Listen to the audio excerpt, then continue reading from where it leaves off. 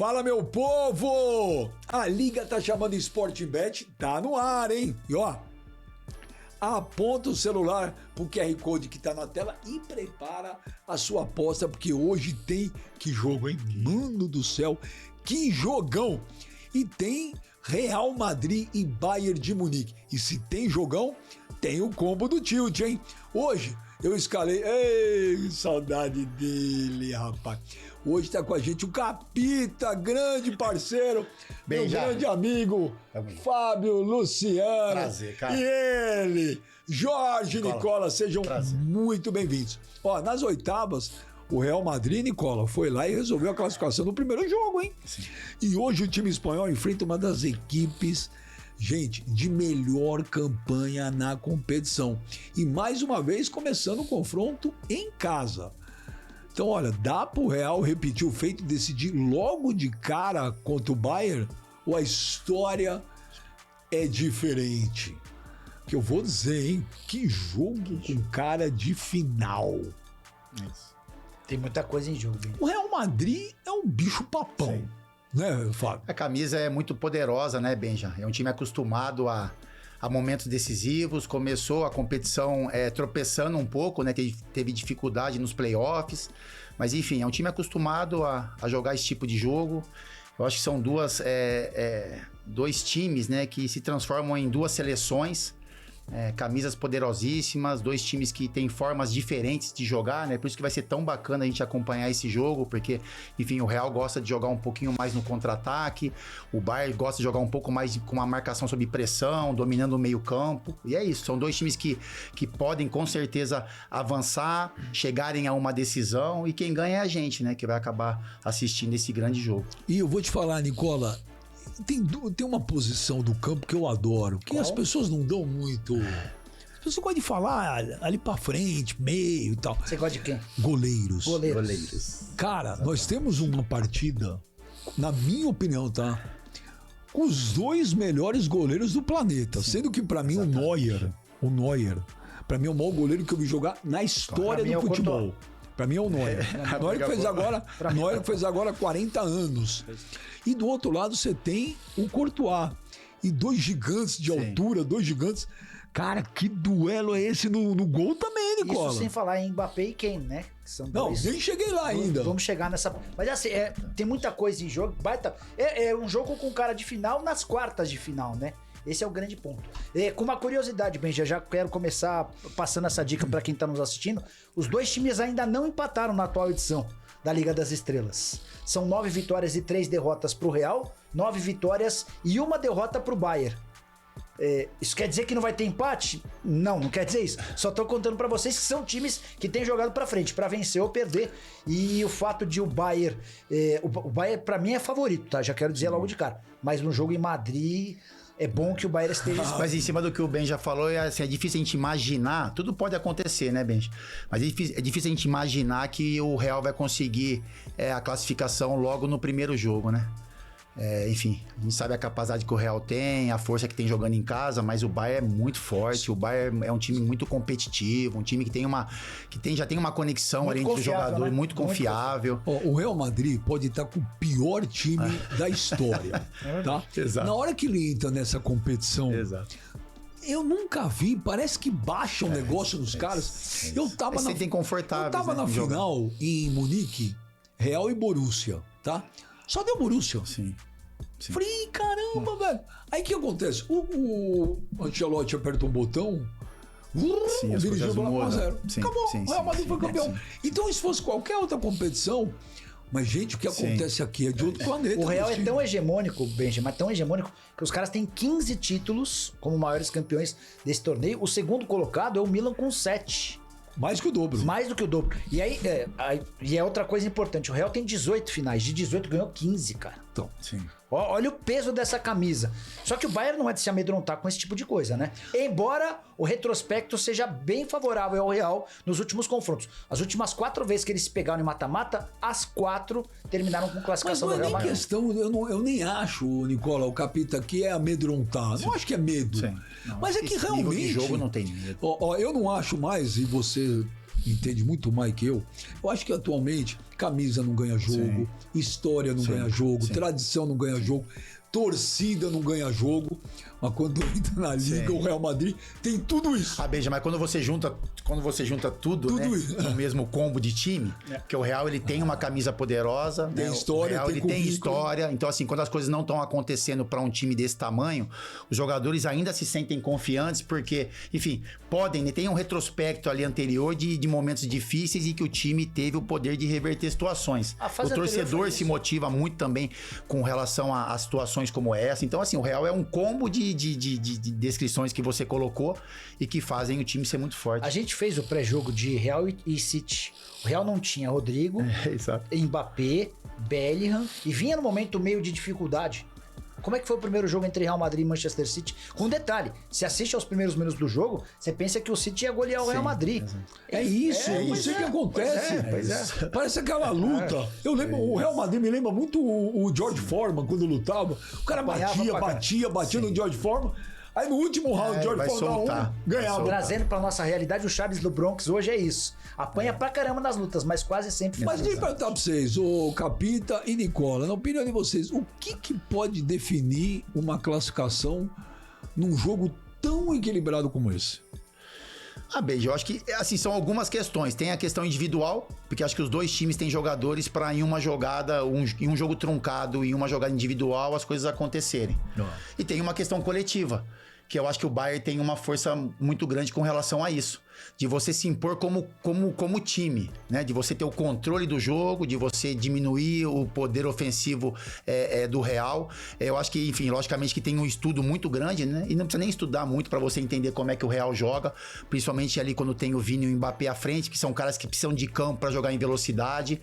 Então, lógico que o Bayern tem uma movimentação mais à frente, né? Os defensores têm essa confiança de jogar mais próximos da linha, mas é isso que vai, de repente, movimentar também as ações ofensivas do Real. Então é isso. Eu acho que o Real tem um time, lógico, tem uma questão ali de coletivo, mas é um jogo que a gente imagina que pode se decidir em momentos do jogo nessa questão individual. Do Vini, do Mbappé, enfim, do Bellingham, do Valverde, por exemplo, que aparece como elemento surpresa. E o Bayern a gente olha como uma questão coletiva, né? Um time que desde o início do jogo vai tentar ter o controle das ações. E aquela disciplina alemã. Disciplina alemã, e os caras não com sentem vários estrangeiros que viraram meio que alemães com a camisa do Bayern. É em cima do que o Fábio tá falando, né? Sobre o coletivo e o individual. O Real Madrid, bem já, tem 9 jogadores que marcaram gol na atual edição da Liga das Estrelas. Só que dos 29 gols que o Real fez, 13 foram do Mbappé. Então há uma clara dependência do francês. Depois aparece o Vini com 5 e o Valverde com 3 gols. Aí os demais têm 2 gols ou menos. No Bayern de Munique o negócio é mais equilibrado. O Bayern tem 32 gols, são 3 a mais do que o Real. E aí você tem o Harry Kane com 11, o Luiz Dias, com 10, perdão, aí você tem o Luiz Dias com 4, o Cal com 4, aí você tem o Olise e o Nicolas Jackson com 3. É assim, o Real tem menos jogadores que parecem ter capacidade de colocar a bola debaixo do braço e decidir. O Bayern me parece ter mais. Só que os caras do Real são muito decisivos. Mas, ô Capita, agora que eu vou perguntar pra você, que foi zagueiro, um baita de um zagueiro. Batia? O Fábio jogou muito. Já pergunta se batia. Não, um pouco. Quando era necessário. claro. É um zagueiro que alisa também não dá, né, Não Benja? dá. Não, ele não alisava, mas eu acho que ele foi um zagueiro muito mais técnico do que bater. apesar do tamanho todo dele e tal. Mas eu não acho que o Fábio era marcado. O Fábio batia. Tinha alguém que você bateu muito? Num jogo específico, Fábio? Ah, Nicola... Eu tive num. Eu tive num que a chapa esquentou. Conta. Não era você naquele Corinthians Santos no Morumbi? Nossa, então foi briga, né? Aquilo não foi uma chegada no jogo, Contra foi quem? uma briga, pô. Com quem? Você não lembra? Foi, teve uma confusão. Fabiano, o a genro gente do já se Lúcio. acertou, Depois de anos, a gente se acertou. Foi mó quebra-pau. Foi. Mas aí foi uma briga, né? Ficou ruim pro Fabiano, não ficou? Ficou ruim pro Fabiano, não ficou? Não, e pior que tava eu e o Doni ainda. O Doni 2 metros de altura. Mas enfim, mas aí foi uma briga, né? Mas não foi uma marcação. Eu pegou? tive alguns, assim. O cara que eu mais eu me recordo de disputas nesse sentido foi com o Edmundo. Em um momento meu do Flamengo que a gente tava se enfrentando demais. Sabe quando você joga Taça Guanabara, Taça Rio, Campeonato Carioca, enfim, aquele monte de jogo que você começa a enfrentar o time várias vezes. E aí, logicamente, que cada um carrega a sua responsabilidade, né? Os dois têm um pouco essa veia, né, de querer, enfim, chamar, de ganhar e também chamar essa questão um pouco mais física. E aí eu lembro de bons embates, assim, sabe? Dos dois lados, né? Não foi do meu lado, não, porque o Edmundo é um cara que eu respeito pra caramba. É um cara que, enfim, na hora que a gente tem que dar uma pancadinha, a gente dá, mas também olha pra consegue mim, devolver a altura. olha pra mim, olho no olho. Olha pra mim, olho no olho. Lente da verdade, hein? Não pipoca. Você tá usando lente? Não, né? São seus olhos mesmo? Ou só é pra combinar com a cabeça? Caramba. Mandei você olhando nos meus olhos, não é pra você Tá acostumado a olhar assim. Não é pra você me chavecar. Olha aqui, olha pra mim. Vai. Eu não intimido pra Então você. vamos lá, Não pipoca. Se o Edmundo fizesse com você o que ele fez com o Gonçalves no Maracanã, parasse, olha pra mim, e desse aquela reboladinha, o que você faria? Não vai fazer. Não? Não vai fazer. Se ele fizesse, o que você faria? Gol, só porque tinha uma amizade ali que acabou passando. E se ele fizesse? Não, enfim. Eu ia tentar tirar a bola primeiro, né? Tentar tirar a bola. Se não desse, aí, enfim, a gente ia usar da outra arma que vocês sabem muito bem qual é. Mas, ó, deixa eu falar. Mas ele também, o Edmundo, ele sabe com quem faz. Mas deixa eu te falar. Mas eu tenho um respeito muito grande por ele. Foi um grande adversário. O Edmundo jogou muito. Sim. Mas deixa eu te falar, em cima disso aqui, até dessa brincadeira. Como que é para um zagueiro? Gente do céu, esse confronto. Olha os ataques que você tem pela frente. E quem vai sofrer mais? A defesa do Real Madrid ou a defesa do Bayern de Munique? E um zagueiro para um jogo desse? Quando você vai dormir e fala, mano, amanhã eu tenho o Mbappé, amanhã eu tenho o Harry Kane, é uma coisa absurda. É fantástico. Como é que é a cabeça do zagueiro por uma véspera de um jogo desse, capitão? Então, Benja, eu acho que você fica bem, sabe? Não vou falar que não fica ansioso, porque, enfim, eu particularmente ficava ansioso na maioria dos jogos que eu tinha, seja adversário, qualquer adversário que eu iria enfrentar. Porque quando você enfrenta um adversário que tem um nome como esses caras têm, você tem uma responsabilidade. Quando você enfrenta um time menor do que você, talvez a responsabilidade seja maior. Mas desculpa, você se prepara diferente quando você tem atacantes desse nível? Não. Me preparo nas informações, né? Quanto mais você enfrenta, quanto maior é o jogador, mais informações você tem de jogos dele. Às vezes você enfrenta caras que você não sabe. Mas você nunca perdeu o sono por causa de um atacante? Não perco. Nunca? Não perco. Juro, assim, mesmo? E eu falaria com o maior prazer do mundo. Mas por que você ia ter mais... É porque assim, eu sempre pensei que eu não perco e não ganho na véspera. Tá, perfeito. E se eu perder uma noite de sono, vai me atrapalhar no domingo. Então eu fui moldado isso desde a época da ponte, assim. E aí, enfim, é um trabalho que era feito até com a gente, de você não querer adivinhar ou sofrer antes das coisas acontecerem. Quem você acha que ia te causar? E eu dormia muito, Nicola. Não é na noite, não. Eu dormia o dia todo antes do jogo. Isso era um costume meu. Eu almoçava, por exemplo, no sábado, jogo domingo, eu almoçava no sábado, tinha que me acordar no domingo, no sábado à noite, desculpa, pra jantar. Por mim, eu dormia até a hora do jogo, porque aquilo gerava como se fosse um combustível pra mim. Eu tô me resguardando, minha cabeça tá em paz, porque você começa a pensar muita besteira, e aí eu tô me resguardando pro momento que eu preciso estar realmente concentrado. Mas com quem você acha que você ia sofrer mais? Marcar o Mbappé ou o Harry Kane? O Mbappé e o Vini. Não, mas Mbappé ou Harry Kane? Quem que você ia sofrer mais? Eu acho que com o Mbappé. Porque o Harry Kane é um cara... da rapidez? Da velocidade? Por causa da velocidade. Porque eu sempre fui um jogador de combate, né? Então eu entendia a característica do cara e eu me sentia muito confortável em marcar esses caras de área. Por exemplo, o Luiz Fabiano, o Washington Coração Valente. Eu gostava disso. Era a minha responsabilidade. Quando você tem um cara de referência, a responsabilidade é maior dos dois zagueiros. Quando você tem um jogador de movimentação, você tem que fazer muita troca de marcação. Porque o Mbappé ele sai do meio campo, ele vai avançando linhas até estourar em você em uma velocidade que talvez você já não consiga mais imprimir. Que ele fez contra o Brasil. Exatamente. Que ele se mete entre o lateral e o zagueiro trocando de lado. O Harry Kane, se deixar ele dominar, é caixa. Então, eu falo muito isso, Benji. As pessoas me perguntam qual foi o maior atacante que eu marquei. E eu joguei com vários caras importantes. Pra mim é o Romário. E se você olhar na questão física, era 0. Só que na mental era tipo insuportável, assim. Porque você ficava, por exemplo, muito tempo sem tocar na bola. Ele ficava muito tempo sem tocar na bola. Só que ele deixava aquela impressão de que eu não preciso tocar na bola 50 minutos. Na hora que eu tocar, eu vou resolver. Quem vai fazer o gol sou eu da vitória. E é isso que vai acontecer. E é minha cara que vai estar no jornal. Então esse cara... Essa é a diferença do gênio. Essa é a diferença do gênio. Então eu acho que pra mim seria mais tranquilo, diante de todas as dificuldades, marcar o Harry Kane. Eu tava mais acostumado a isso. Sim. O Mbappé é o artilheiro da Liga nessa temporada, 13 gols. o Harry Kane é o vice-artilheiro 10. Só que tem outro duelo, também envolvendo esse jogo, sobre os maiores garçons do campeonato. Com 7 assistências, liderando o ranking, então o Olise, que é o francês do Bayern, e o Vinícius Júnior, o brasileiro do Real Madrid. Então tem mais esse atrativo, mais esse ingrediente para esse jogo super legal. E deixa eu perguntar para vocês, Nicola e Capita, decidir em casa ou decidir fora nessa competição faz muita diferença? Quem faz mais pressão, Munique ou Madrid? Então, Beija, eu assim, acho que isso mudou um pouco, né? Porque você vai escutando tanta coisa que não muda a minha ideia, né? Do que eu vivi. Mas eu escuto muita gente falar que é melhor jogar o último, fazer o primeiro jogo em casa, para você fazer um resultado. Eu fui moldado, a minha geração ela foi moldada a decidir dentro da minha casa. E isso é meu, foi as experiências que eu vivi assim. E você saber que fora de casa você tem que se precaver um pouquinho mais e qualquer coisa que aconteça, que você tem força diante do seu torcedor de reverter a situação. Então assim, para mim, essa questão é muito particular, eu vou sempre preferir decidir aí jogar o último jogo dentro da minha casa, com o apoio do meu torcedor, até independente do resultado. Eu nunca tive experiências muito grandes de matas-matas que eu tive que sair a gente chegar no segundo jogo já eliminado, por exemplo, com um placar muito grande. Então talvez eu não tinha tido essa experiência e me sentia confortável de reverter situações. Então, por exemplo, a Corinthians, né, que eu joguei alguns desses mata-matas. A gente ia, por exemplo, na época do Brasileiro, né, que era essa disputa de jogos em casa e fora nas fases finais. A gente fazia os jogos fora de casa, fazia bons jogos, tinha um time para fazer isso e chegava após o jogo a gente tinha quase a certeza que a gente estava garantido na próxima fase, porque a gente ia jogar dentro de casa com o apoio do torcedor. Então, para mim, funcionava muito bem isso. Mas eu escuto muita gente falar hoje que é melhor fazer esse primeiro jogo dentro de casa. Eu prefiro decidir em casa. Embora para esses dois times, eu mando casa ou fora, não parece fazer tanta diferença. Quer ver?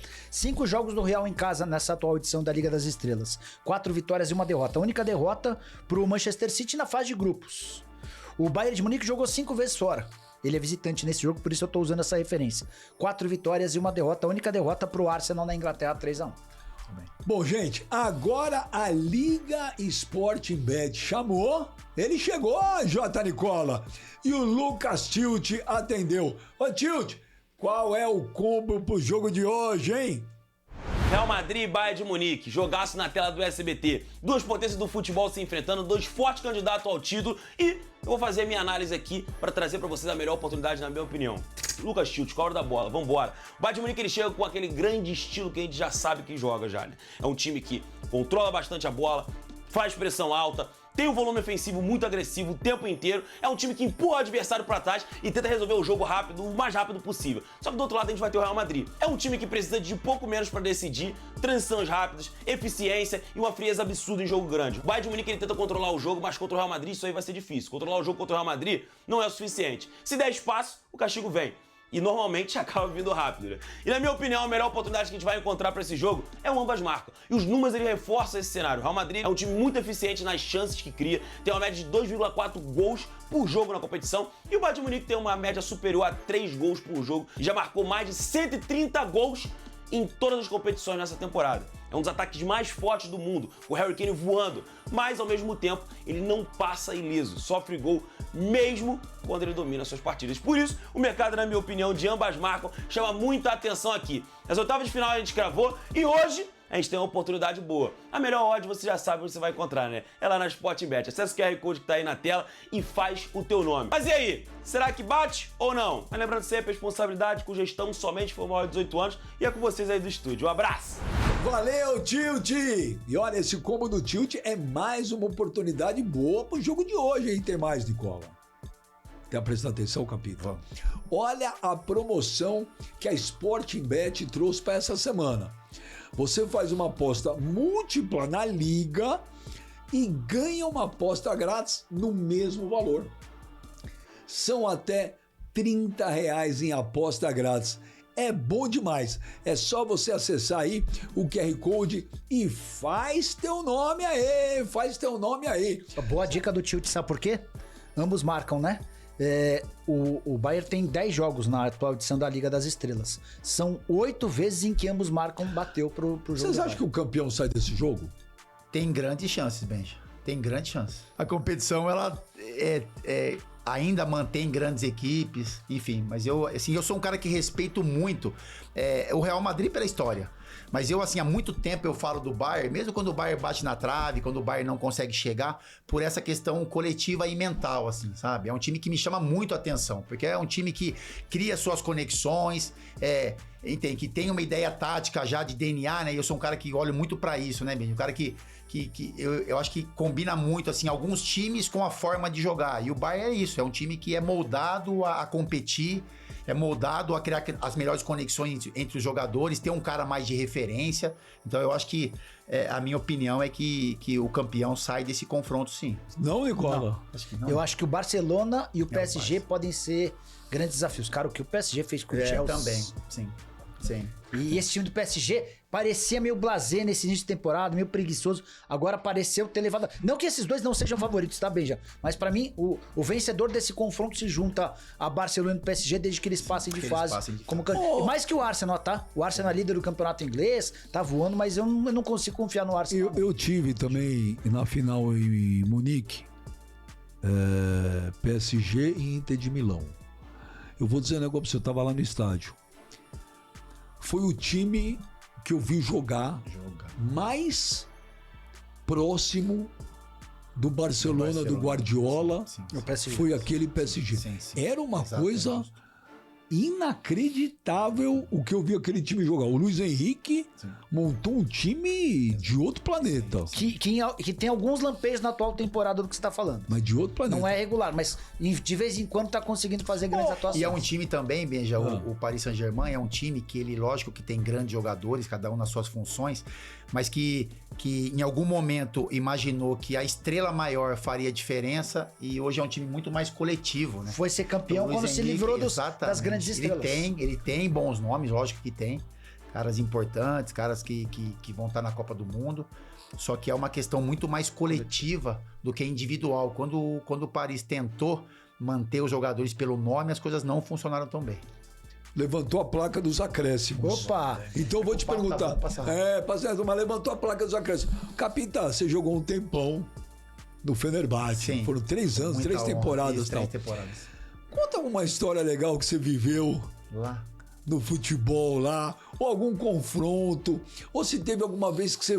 Porque apesar de ser jogador, Sim. às vezes tem confronto que você olha pra um cara que fala, meu Deus, olha, eu tava lá na Ponte Preta e de repente tô enfrentando fulano, sim. caraca, que loucura. Sim.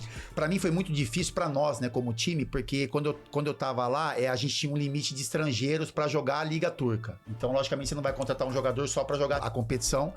E era um time montado para jogar, enfim, o campeonato turco. Então era difícil você ter 3, 4 estrangeiros e o resto é nativo, assim, né? Os turcos dentro do time. Mas eu tive bons confrontos, foi uma ótima experiência. Eu enfrentei o Manchester United, por exemplo. Cristiano Ronaldo, Rooney, Van Nistelrooy, Rio Ferdinand.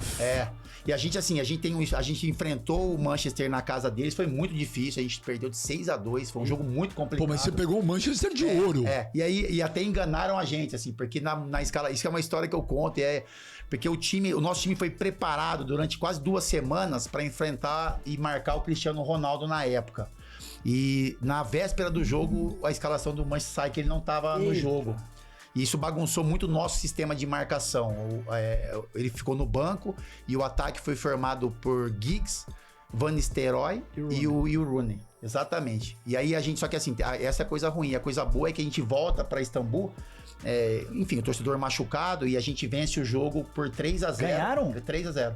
3 gols de um turco, né, que chama Tuncay Şanlı, ele até, enfim, veio em um evento no Brasil. E esse jogo o Cristiano Ronaldo jogou. Era fase de grupos ou era mata-mata? Era fase de grupos. Eu não conseguia avançar. O Giggs não foi o cara que marcou o gol contra o Palmeiras no Mundial? Eu não sei se precisava lembrar, mas foi ele. É o Giggs, né? E eu enfrentei o Milan também. O Milan, aquele Milan todo poderoso, né? E eu não esqueço a escalação do Milan. Eu enfrentei o Milan de Fala aí. Dida, Cafu, Maldini, Nesta e Serginho. Parou, acabou, esquece. Acabou. Continua. O meia era Gattuso, Seedorf, Kaká e Pirlo e o ataque era Shevchenko e Inzaghi. Nossa. Quanto foi? É isso, aí perdeu, acho que foi 2-1. Foi bem demais. No jogo do San Siro. O jogo em casa eu tava suspenso. E quanto foi? Gente, Em olha, casa foi bastante, é isso que eu falo. Foi bastante. Em casa acho que foi 4-0. olha esse tipo, ó, essa defesa, pra mim, é uma das maiores defesas de todos os tempos. Essa é do Milan. Sim. Eu tenho uma história, dá tempo pra contar uma história só? Você é o capita, velho. Não, isso é história, já não é jogo. A gente tava no San Siro e, enfim, Fenerbahçe e Milan, né? E nosso time, logicamente, era inferior. E aí a gente meio que se prepara no vestiário e eu comecei a tentar moldar o meu cérebro que dava pra ganhar, né? Pô, acho que dá pra ganhar. E eu cheguei pro Alex, né? O Alex Cabeça. Falei, irmão, acho que dá pra ganhar não, cara. Aí o Alex começou, capita, é difícil, cara. Enfim, escalação, né? Aquela questão. E aí eu fiquei, né, na cabeça dele e eu aquecia junto com o Alex, subindo pro campo. A gente aquecia juntos, né? Batia ali, fazia o aquecimento todo junto. E aí, na época, eu lembro que a torcida do Fenerbahçe chegou, lotou o espaço que era destinado a ela. E o torcedor do Milan tava tomando um negócio, no estado meio vazio. E aí eu falei, pô, de repente não vai encher tanto, nossa torcida vai pressionar e as coisas vão funcionar. E comecei a movimentar o Alex com relação a isso. Falei, acho que dá, cara, a gente jogar fechadinho, faz um gol, enfim, a gente fecha a casa aqui. E o Alex chegou na educação que ele é, assim, enfim, e ele falou, pô, capitão, acho que dá mesmo, cara, vamos motivar que acho que dá, vamos. E ele eu tava naquela vibe, e aí a gente se troca e, enfim, logicamente quando você é um pouco menor, você entra primeiro no túnel, né? Então a gente ficou ali tipo uns 5 minutos, ansioso, time ansioso, né? A gente ficou 5 minutos no túnel, assim, esperando que entra junto. Já começou a perder aí, já. E aí eu não esqueço, porque a gente tava todo mundo olhando meio que pro campo, assim, pro túnel. E aí eu falo brincando com os meus amigos, que pareciam uns cavalos manga larga, assim, a trava começou a bater no chão e os turcos, eles têm um pouco de medo, receio. A gente deu uma olhadinha, percebeu já um receio no ar, assim. E aí perfilou o time do Milan ao lado do nosso. Quando perfilou, eu só escuto o Alex meio pra trás de mim e o Alex fala assim, Fábio, acho que não dá pra ganhar. Aí eu meio que olhei, não quis olhar pra cá, né? Pra não olhar, bater com os caras, eu olhei pra cá. E eu fiz meio que por quê, Alex? Ele falou assim, já perdemos na beleza. Porque os caras, né? Os caras têm aquele jeito, né? Italiano. Quanto foi o jogo? Toda arrumada, a gente perdeu acho que 2 ou 3-1. E a gente sai na frente ainda. A gente sai um pênalti, o Alex faz o gol de pênalti, a gente segura bastante. O Milan faz 1-1. O Milan faz o segundo gol, eu acho que depois dos 30, 40 do segundo tempo, e depois faz o terceiro gol. Mas era uma seleção mesmo. Você me lembrou um pouco aquela famosa frase do Léo. Jogamos como nunca? Não, do Léo. Contra o Barcelona. Vamos ver se é tudo isso, exatamente. Ele viu. Ó, saideira, mais 3 perguntinhas de saideira, hein? Vamos lá. Ó, deu um combo do tilt, ambos marcam, tá certo? É jogo pra isso, Nicola? É jogo pra isso, pra ambos marcam. Então, ótima opção. Vou com o tilt nessa. Eu tô mais confiante de que ambos marcam do que apontar um vencedor. E você, capitão? Eu também acho que ambos marcam. Acho que é jogo. Você acha que não? Hã? Você acha que não? Eu acho que ambos marcam. Eu também vou nessa. Ô, Nicola, fala um pouco dos outros jogos da rodada. Você quer começar por quem? Sporting? Você manda. Vamos de Sporting e Arsenal. Pra mim é o confronto, na teoria, mais desigual. Você tem um Sporting que faz boa temporada, mas é o segundo em Portugal, contra um Arsenal que tá voando, né? Líder do seu campeonato, foi o primeiro colocado na fase de grupos. Pra mim, o Sporting, se conseguir levar o jogo com alguma esperança pra Inglaterra, já faz bastante. O que você acha? Eu acho que o Arsenal é favorito demais, assim. Acho que é o confronto que menos chama atenção, mas que a gente consegue olhar um cenário de que o Arsenal tem um time melhor, enfim, apesar do Sporting ter um time, né, enfim, pontuar muito no Campeonato Português, mas eu acho que tem uma diferença técnica aí entre as duas equipes. E tem o reencontro do Gyökeres, que é o atacante sueco, do Arsenal com o Sporting. Você acha que passa quem? O Arsenal. Mas por que tanta dúvida? Suspirou, fiquei na dúvida. Tá apertado é isso, só pra entender. Porque uma coisa... Esse suspiro, Você cansou. Serve pra outros confrontos. Calma, você gastou errado. Gastou errado esse Quer voltar? suspiro seu. Ô, Benja, Sporting e Arsenal, o que você acha? O que eu vou te falar, cara, essa competição, algumas coisas pra mim são muito normais, outras não, cara. Entendeu? Então passar o Sporting não é nada de anormal? Não acho. Eu acho. Não acho. Eu acho que de vez em quando acontece algumas surpresas, cara. Só isso. Às vezes, é o que eu acho. É diferente de você falar um Real Madrid e Bayern, de um PSG. É diferente, cara. Pô. Barcelona e Atlético de Madrid, baita confronto. Vale a lembrança de que hoje o Barça é líder do Campeonato Espanhol, o Atlético é o quarto, são 16 pontos de diferença. Mas recentemente, Benja, eles se enfrentaram na Copa do Rei. Exato. E o Atlético passou. Fez 4-0 na ida, tomou 3-0 na volta e conseguiu a classificação. Eu vejo, para mim, o Barcelona é um dos seríssimos candidatos ao título. Eu vejo o Barça passando com dificuldade. Mas eu acho que o Barça passa. O que você acha? Eu acho que o Barça passa, mas é uma questão de rivalidade interna, né? E quando você tem esses confrontos, as coisas ficam um pouquinho mais complicadas. Tem uma rivalidade, tem um conhecimento muito maior dos confrontos, quem que você pode irritar mais, quem que você tem que se preocupar mais. Como a gente tem no Brasil, né? Alguns confrontos regionais em momentos importantes, e a gente sabe que as coisas podem mudar de uma hora para outra. Você perde um jogador, enfim, você perde a cabeça em um momento que não é tão... o Corinthians e Flamengo, ao final da Supercopa. O Flamengo muito melhor e o Corinthians foi campeão. Exatamente. O teu coração ficou como naquele jogo, falando isso? Benja, cara, nesse momento, eu sou de criança Ponte Preta, né? E nesse momento eu sou muito mais Ponte, sabe? Eu sou Ponte desde a infância. É isso, Ben. Eu assisto, sabe o que acontece? Eu tenho o mesmo tempo de clube, eu tenho 3 anos de Corinthians, 3 anos de Flamengo. Eu tenho muito mais títulos importantes no Corinthians e tenho muito mais reconhecimento com uma coisa que eu tenho muito orgulho, que é ser o capitão assim, do Flamengo. No Flamengo. Caramba. Eu fui capitão no Corinthians, mas foi um pouco mais dividido isso. E o Corinthians, antes de mim, muito próximo de mim, teve ótimas referências. Perfeito. O Flamengo, quando eu chego, eu criei essa imagem de capita também muito pelo Flamengo. Perfeito. Então, assim, são títulos em um lugar e tem um reconhecimento de postura em outro, assim. Então é isso, eu torço para que... Eu tenho uma torcida, Benja, pode falar real, assim, é um desabafo que, enfim, eu conto que é quase um segredo para mim. Nesses confrontos, eu torço para quem mais está precisando no momento. Isso é uma coisa que faz uma diferença. Você torceu pro Corinthians? Naquele momento, eu achei que pro Corinthians era muito mais importante do que pro Flamengo esse título. E quando você entrava no Morumbi lotado, no Pacaembu lotado, entrava no Maracanã lotado, qual torcida fazia mais? Você começou, já você começou. Caraca! Olha isso, irmão! Então, isso preto e branco ou vermelho e preto? Isso pra mim tem o mesmo simbolismo, assim. Eles têm maneiras diferentes de torcer, né? A gente sabe quais são. Né? A torcida do Corinthians é uma torcida que pressiona muito mais, que empurra os 90 minutos. A do Flamengo ela tem um jeito um pouco mais festivo, né? As coisas do Maracanã são um pouco diferentes. Mas, cara, é só gratidão, Benji. E não é, enfim, não é jogar papo fora, não. Eu tenho gratidão porque eu consegui vestir as camisas dos maiores times do Brasil, das torcidas mais apaixonadas e numerosas que se tem aqui. Então é isso, cara. Eu consigo dividir muito bem isso e eu tenho exemplo em casa. Eu falo de coração. Eu tenho 2 filhos em casa, que é o Gianluca e a Isabela, e eu amo da mesma forma. Eu tento dividir isso entre Corinthians e Flamengo, porque eu só recebo carinho. Você não vai me ver pender pra nenhum lado, assim, sabe? Eu recebo muito carinho em São Paulo, muito carinho no Rio, e eu só tento retribuir. Mas é muito legal, né, que esses 3 anos de Rio, ele pegou esse sotaque carioca, né? Porta, verdade. Não vou perder nunca. Mas você tá fugindo, bem. Não vou perder nunca. Do Atlético de Madrid ou da Barcelona? Não, mas fugindo. Você escapou da resposta, foi lá pro capitão. Fugindo, eu vou dar uma resposta muito mais enfática. Vamos lá. Você. Eu vou torcer pro Barcelona. Por quê? Porque eu não gosto do Simeone. Tá bom, justo. Mas eu não gostava do Simeone como jogador. Perfeito. E não gosto dele como treinador. É amigo do Fábio, tá? Só pra te avisar que ele é amigo do Fábio. Pode ser amigo, não tem, eu não tô Mas você vai torcer pro Barça, mas você acha que dá Barça também, né? Além da torcida? Sim. Tá, perfeito.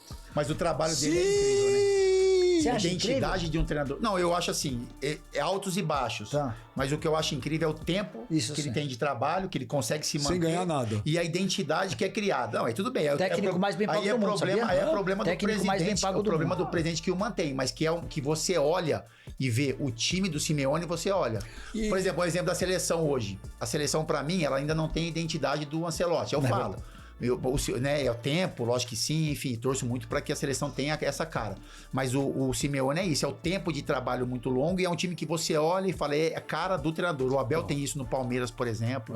Mas o Abel é vencedor. O Simeone não. Mas o Simeone toma bons vinhos com o presidente. 15 anos, um cara pega lá e não ganha nada. E Tem cara de derrotado. Benja, desculpa, só pra falar. Ainda peguei mais birra ainda do Simeone. Por quê? Porque eu acho que ele foi mal pra caramba com o Vini Júnior naquele jogo lá. Concordo. Foi mal. Mas acho que ele reconheceu o erro, pelo menos pedir desculpa, né? É que desculpa é fácil também. É né? isso, O Romário, ele foi fazer Pelo aquela menos vez. pediu desculpa. Com o Romário, ele foi fazer aquela Sim, vez, o Romário sim, meteu um tomou. soco nele. PSG versus Liverpool. Esse é o último confronto que falta a gente jogo, falar. velho. Cara, só não é mais legal porque a gente tem um Bayern e Real Madrid. Mas é pesadíssimo. É ali. Hoje o PSG vive fase mais estável. O Liverpool, por exemplo, é só quinto colocado no seu campeonato. Altos e baixos. Na fase anterior, chegou a perder pro Galatasaray na Turquia. Depois vence com alguma facilidade. Eu vou de PSG. Eu vou de PSG também. Eu gosto muito da forma como o time joga. Essa questão coletiva, eu acho muito legal em respeito aos grandes jogadores, porque isso é importante. Mas quando você encontra um mecanismo de jogo que você olha mais pro coletivo e aí favorecer aqueles caras que têm um pouco mais de qualidade, não é algo baseado, um jogo totalmente baseado para um jogador. É uma questão coletiva e aí você consegue, extrair, aparecer aqueles caras que têm um pouquinho mais de competência nos momentos decisivos. Então, o futebol que o Paris apresenta é um futebol bem bacana. Eu também vou de Paris Saint-Germain e também irei torcer pro Paris Saint-Germain. Justo. Porque também eu tô com o Capita Foi nessa. bem na torcida. Eu gosto de ver Mas o PSG ninguém te jogar. irrita no Liverpool, pelo menos, né? Ninguém te irrita no Liverpool. Hoje, A ponto do mas o Simeone me irrita. O Simeone me incomoda, velho. Ele me incomoda muito. Pra gente encerrar agora mesmo, agora é saideira mesmo. Capita e J. Nicola. Capita, a gente tem aqui vários jogadores brasileiros jogando muito nos clubes. Que decidem. Sim. Que são fatores preponderantes. O que falta para esses caras fazerem isso na seleção? Na seleção. Bem, eu acho que são várias explicações. Eu acho que é o tempo de treinamento, né? Você consegue se alinhar com seus companheiros. Quanto mais tempo você treina, melhor você fica. Essa é uma questão.